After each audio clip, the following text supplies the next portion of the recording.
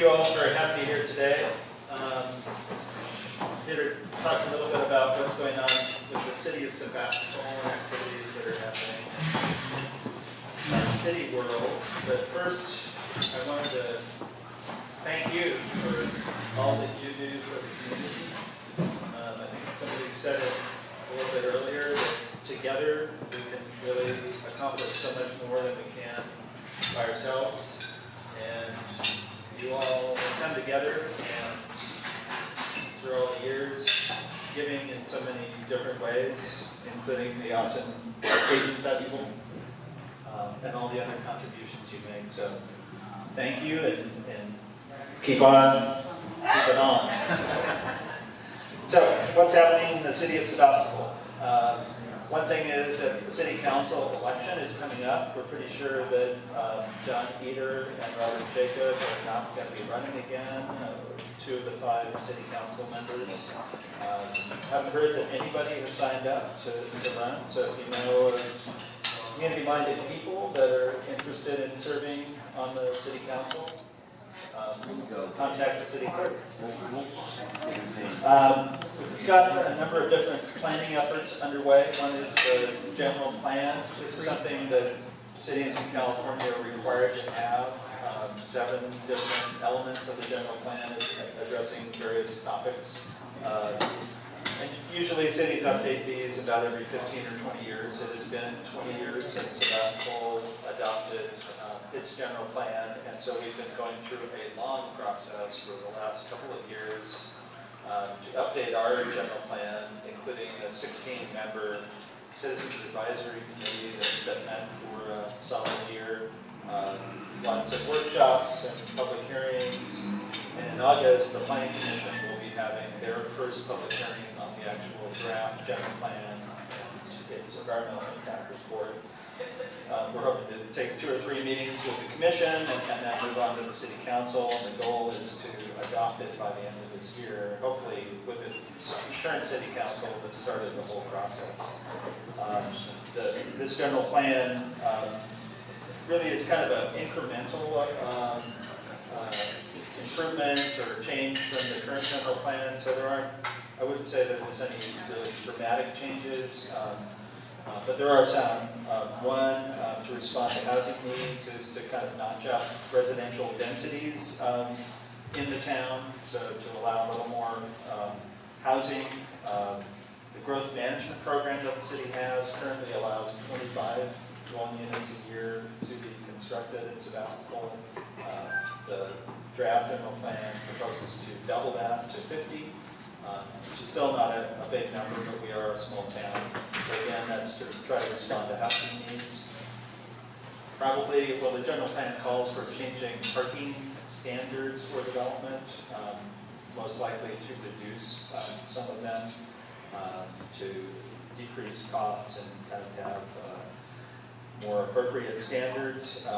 Another interesting thing, partly in response to the CBS situation, is to require in the downtown area a minimum amount of development. So a lot of more and more cities are adopting these rules for their downtown to require developers to build a minimum amount of square footage or a minimum size of development. And the general plan calls for example, a 2-story minimum, so to not have 1-story small buildings, but kind of fill up the site with a more appropriate urban style of development.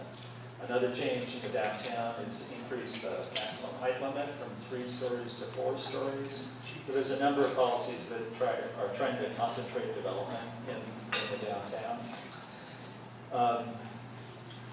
Another kind of hot issue is tiny houses. So the general plan calls for development standards for those. We don't know exactly what those will be yet, but it says take a look at that issue, see what we want to do. Same with Airbnb type uses. We do have allowances for those right now, although they were written long before Airbnb and VRBO became a phenomenon. And there are concerns about the impact of those uses on housing and on neighborhoods. So we'll be working on those standards Another topic that the general plan touched on was the idea of taking the one-way street system downtown, taking that back maybe to a two-way system. Part of the process was a very kind of preliminary look at whether that was feasible, kind of, they called it fatal flaw analysis, just to take an initial look at whether it could possibly work, and that analysis said it could. It probably won't improve traffic conditions, but it has other benefits of improving circulation and kind of creating a more livable street system. So that would be a very long, complicated, and expensive process to consider that change, but the general plan is kind of taking the first step looking at that. General plan also calls for a parks master plan to be developed. Sebastopol doesn't have a parks department, and there hasn't really been a systematic look at how we manage our parks and how we brand them and maintain them, consistency and between the style of benches or drinking fountains we have. It's kind of a hodgepodge, so the Parks Master Plan is intended to take a comprehensive look at that. Another issue that the general plan talked about was that we have some major community facilities that probably need to be replaced or improved, and that includes the library, the community center, city hall. The general plan suggests that we really have a community discussion about those types of needs and set some priorities and really have to come together to focus on probably one of those things, which will take millions of dollars and years of effort to accomplish.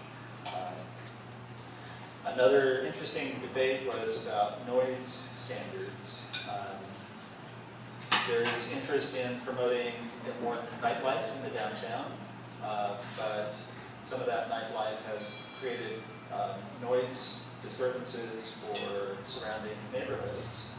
But in the end, the majority of people in the general plan process recommended that we have a greater allowance for noise generation in the downtown, acknowledgement of its concentration of activity and the idea of promoting more active uses, including music in the downtown. So once the general plan is adopted, we'll really get to the nitty-gritty with the zoning ordinance update that translates these general policy ideas like about Airbnb or tiny houses into specific standards. So that'll be a whole effort. Another kind of related thing was about our urban growth boundary. This was adopted by the voters after the last general plan, and it locked into place the general plan's sphere of influence or kind of area for planned annexation. So that initiative was due to expire at the end of this year. So there was a look at that in the general plan, and it proposed a really very, very limited expansion of the current urban growth boundary. A citizen group came together to craft an initiative consistent with what the general plan was talking about. They circulated that petition. And under state law, once that is done and you reach a certain threshold of signatures, the city council has the option of either putting it on the ballot, which would have been in November, or just adopting it and avoiding the need and expense of an election.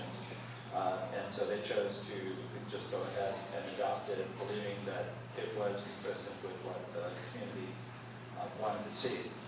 Another major plan is a climate action plan. This is the County of Sonoma got a major grant to bring together all the jurisdictions in Sonoma County to jointly develop a climate action plan. So reviewing climate change issues, what's going on, and developing policies on a local level that can address this issue.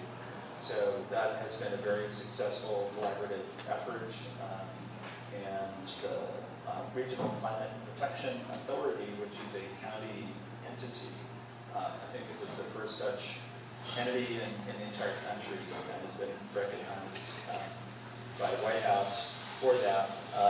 They just adopted the climate action plan, and then each jurisdiction has a chapter in it, and we'll be going through an adoption process this fall in Sebastopol. Another kind of interesting goal has been set by the Sonoma County Board of Supervisors of ending homelessness by 2025. This is a very challenging issue, obviously, but they're developing, trying to bring people together towards working on that goal, and it will require effort by every city and the county and lots of different agencies in the county. They're planning on having a housing summit, I think this fall, to really start kicking off policy changes towards meeting that goal, which is very ambitious. Another major plan that we worked on in Sebastopol, adopted early this year, was our Laguna Preserve Management Plan. The Laguna Preserve was first envisioned maybe 25 years ago or so, and it's been a work in progress. And so the idea of this management plan was to take a look at what we've done and how we're managing the park, what needs and opportunities there are. And one of the needs was more maintenance staff. And so as a result of that plan, the City Council, in this recently adopted city budget, approved another position in Public Works, mostly to help better maintain this important park that we have. We do have over $500,000 worth of improvements that are identified in that plan that are yet not funded, but we'll be working on that. Right at this very moment, an expansion to the skate park is being constructed. This is another project with multiple funding sources. It's on about a half-acre site right next door to the skate park, and it'll include a new play structure and some barbecues and seating and landscaping. So it'll be a nice addition to the skate park. Ives Park, this kind of relates to the Cajun Festival. We did a master plan a number of years back. The estimated cost, that park really needs renovation. Again, it's kind of a situation of a mishmash of improvements and needs being addressed, and not really a whole coordinated plan over the years. And it's a little bit worn.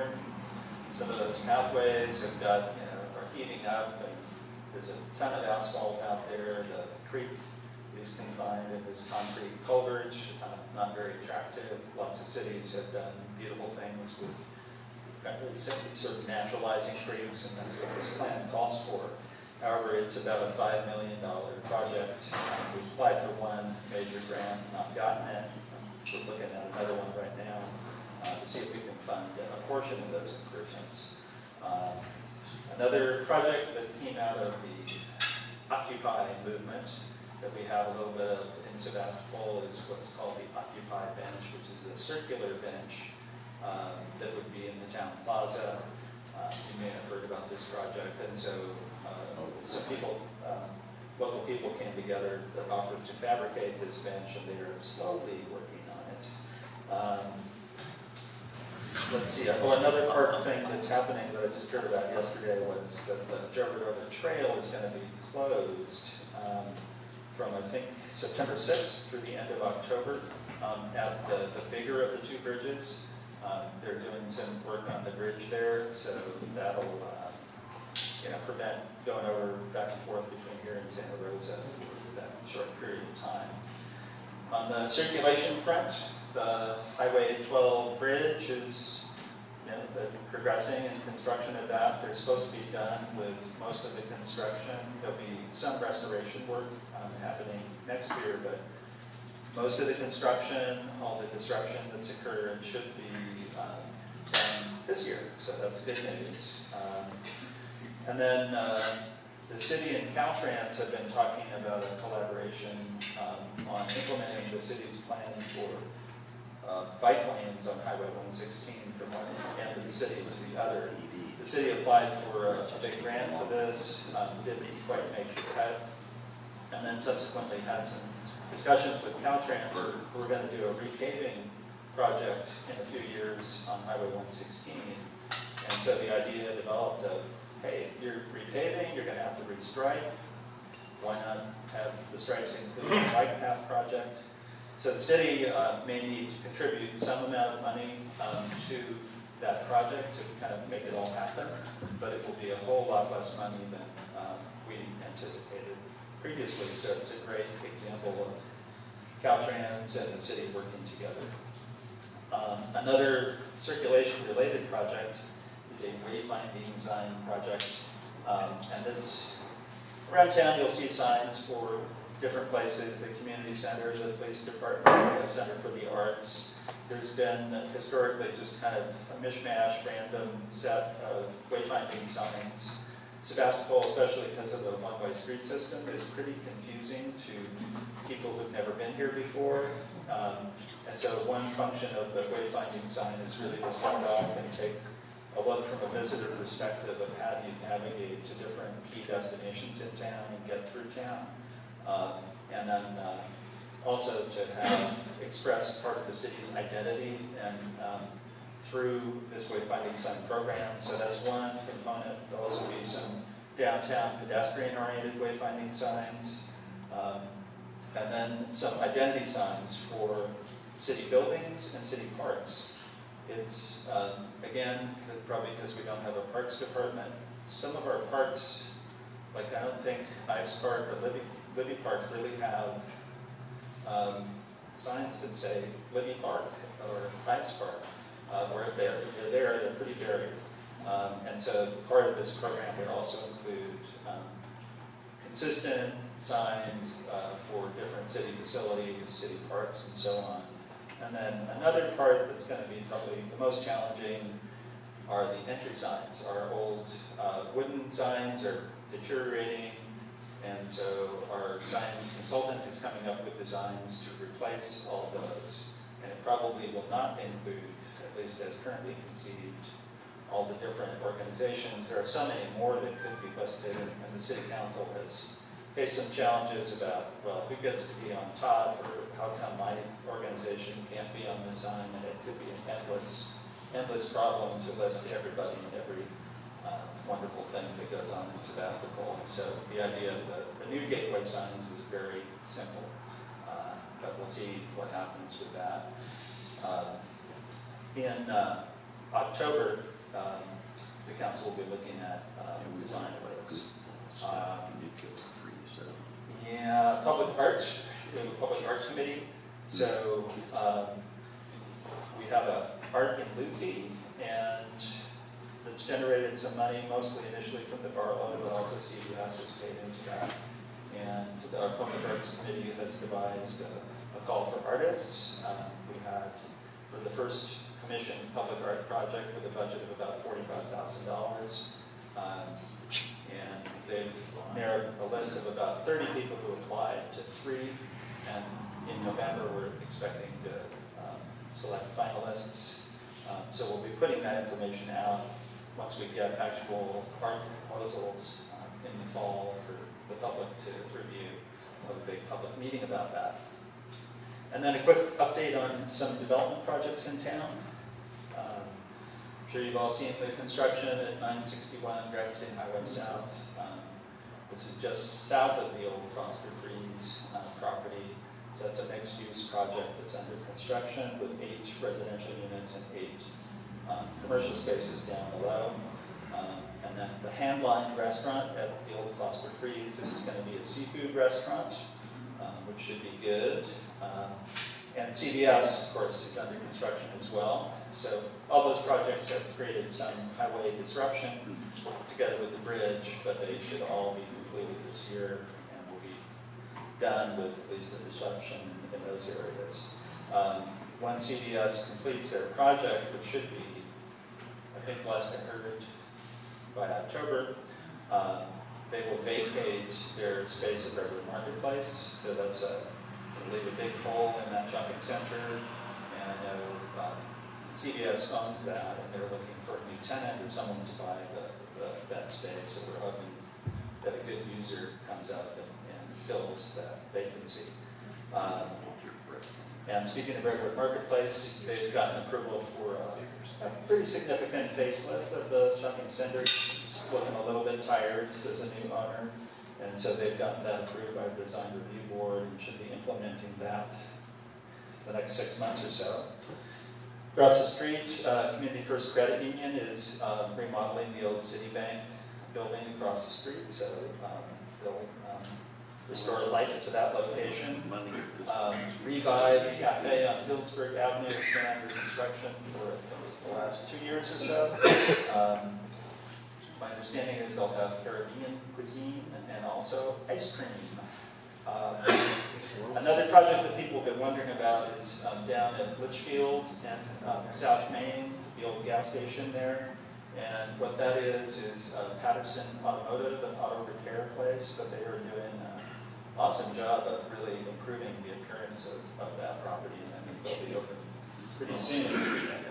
And then lastly, in terms of things we've approved, Sebastopol High School was chosen as the location for a major film production by Netflix/Paramount, a production called 13 Reasons Why, based on a young adult novel. And so there's filming going on, I think, right now, but over about a 6-month period, they're filming at Anley and on the streets around that. Lots of activity. You've probably seen big trucks and security guards coming and going. And we're one of several locations that they're using in Northern California. And then pending development projects. At the old Amerigrass property on Government Highway North, there's a mixed-use project being proposed there that's, I don't think they've settled on the number of units, but probably about 10 or 12 apartments and about 10,000 square feet of commercial space, maybe restaurant, not clear. And then in breaking news, just yesterday, we got the formal application for a 66-room hotel at the old Lumberyard Hotel, in the old Lumberyard site, right across the street from the town plaza. And so we'll be preparing an environmental study of that and putting that out for public review, and then it will go through the Planning Commission City Council process this fall. It includes restaurant, I think the cafe, the pools, some spa uses, and kind of 2 interesting things that came up in the community process that they conducted. One is a couple of what they're calling hostel rooms that will be lower cost kind of group accommodations, and then also what they call some maker space, so some small, a couple of small spaces that they'll lease to artists or other, quote, makers. What would it offer? This is being proposed by the folks who own Hotel Healdsburg, H2 up in Healdsburg. So they own and operate several hotel properties. And they've really taken a lot of time. They've had several public workshops that they weren't required to have. And looks like they've got a really good team, good design. So we'll see how that goes. Speaking of hotels, the Barlow had talked about a 95-room hotel where Waikiki is right now, but they withdrew that application. Apparently it's for a variety of reasons. They're just not proposing it anymore at this time. The city did approve an 18-room inn at the French Garden, but as you probably know, the French Garden property, including the hotel development, is for sale. We're not sure if the hotel is going to be realized or what's going to happen with that property altogether. The city's also studying a project that they call Pine Grove Square on the parking lot at Burnett in South Main, the public parking lot. It's really kind of unformed yet exactly what that might be. A mixed-use development, a new city hall. So there was a meeting with surrounding property owners a few weeks ago. The city will hire an urban economist to look at what's really feasible there. So we don't know yet what that might be, but the general idea is to kind of fill that gap in the streetscape. Try to maintain the number of public parking spaces that are present, but add some space and maybe generate some income that the city could use to meet other needs. The downtown charter school, they're working with the county on a new school just outside the city limits, across from O'Reilly, and so their property is also for sale, where they are right now in downtown. So those are my general updates. So again, thank you for what you do, and if there's time for questions, I can. There is a